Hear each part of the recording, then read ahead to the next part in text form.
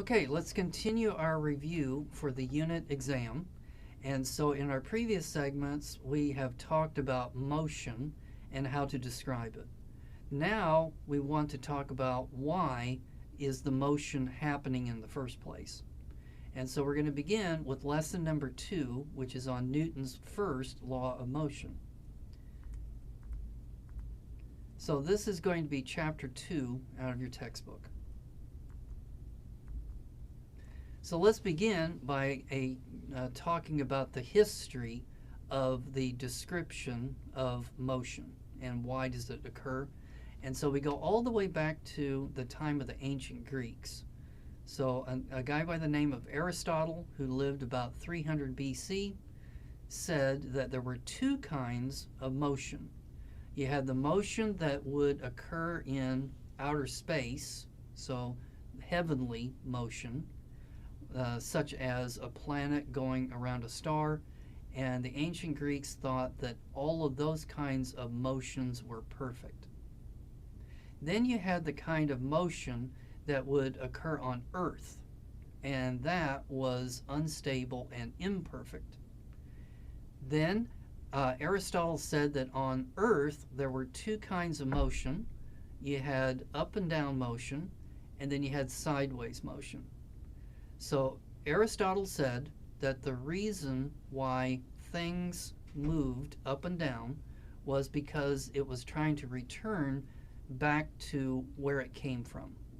So, for example, this pen is made of plastics, and then plastics come from oil, and then oil comes from the earth.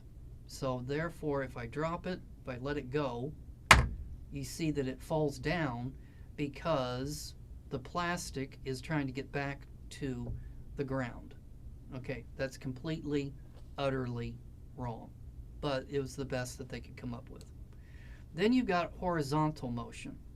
And so Aristotle said that an object moves sideways because something is pushing on it. And if something is not pushing on it, eventually it slows down and it comes to a stop. Now, that is completely opposite to what we now think is the truth. So we think that it does take a force to get something to move. But then, once it is moving, it will just keep on moving at a constant speed, and then you don't have to do anything to it. So the ancient Greeks' view of sideways motion was, well, it was almost right, but not quite. Okay? So I would also like for you to know about Galileo. So Galileo is born in the 1600s, and one of the things that he came up with was, what is inertia? So inertia is the same thing as mass. Mass is related to the amount of stuff that's inside of something. So like, for example, a big heavy rock has more atoms inside of it, and so it gives it more mass. We're going to abbreviate the letter or the concept of mass with the letter M, and then the official metric unit for mass is going to be called the kilogram. Okay, so what is inertia? So inertia is an Italian word that means lazy. And so his idea was that if you've got a very, very massive object, then that means it has a lot of inertia. That means it's going to be really hard to get that object to move.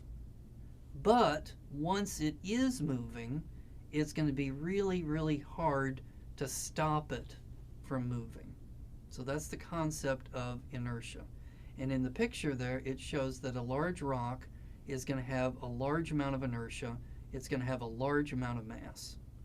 Now you can prove this idea of inertia with a ping pong ball and a bowling ball.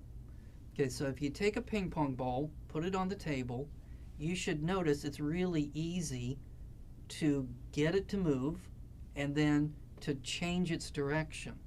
So it's very easy to do it because it has very little mass, very little inertia. Now try doing it with the bowling ball. You should notice it takes more effort to get that bowling ball to move, and then once it is moving, it takes a lot of effort to change its direction. So things that have a lot of inertia means that it's hard to change their motion. Another thing that Galileo did was he did this experiment with the Leaning Tower of Pisa, where he took a small ball and a more massive ball and then dropped them both from the top of the tower and wanted to see which one would hit the ground first. So before Galileo, people thought that the more massive the object was, the faster it would fall. And so if you dropped a little ball and a big ball, the big ball would get to the ground first and then the little ball. But Galileo showed that in the absence of any wind resistance, the two of them are going to fall at the same rate, and they're both going to hit the ground at the same time. Now later we'll talk about why is that true. So for right now, just know that whenever you take two objects and you drop them, they'll both hit the ground at the same time, assuming no wind resistance. Okay, then another thing that he came up with was this idea of, he knew what acceleration was. He knew what speed was. He knew what distance was. So he was familiar with how to calculate the speed of an object. He was also familiar with how to calculate the acceleration of an object.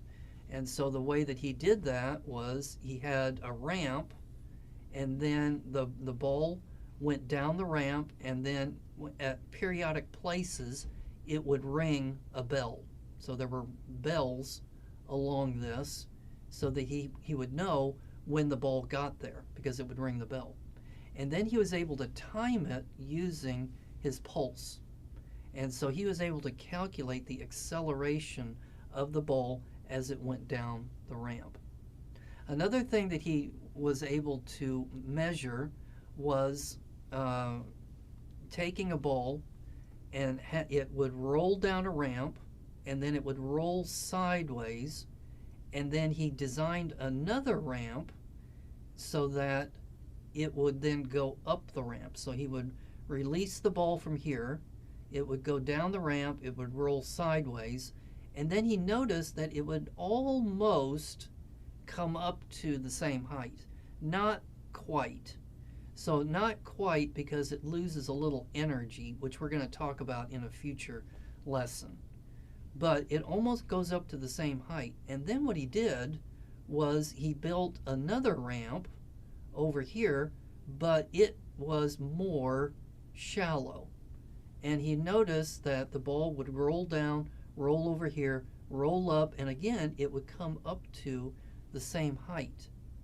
And so then he said to himself, what about if I had a ramp that was horizontal?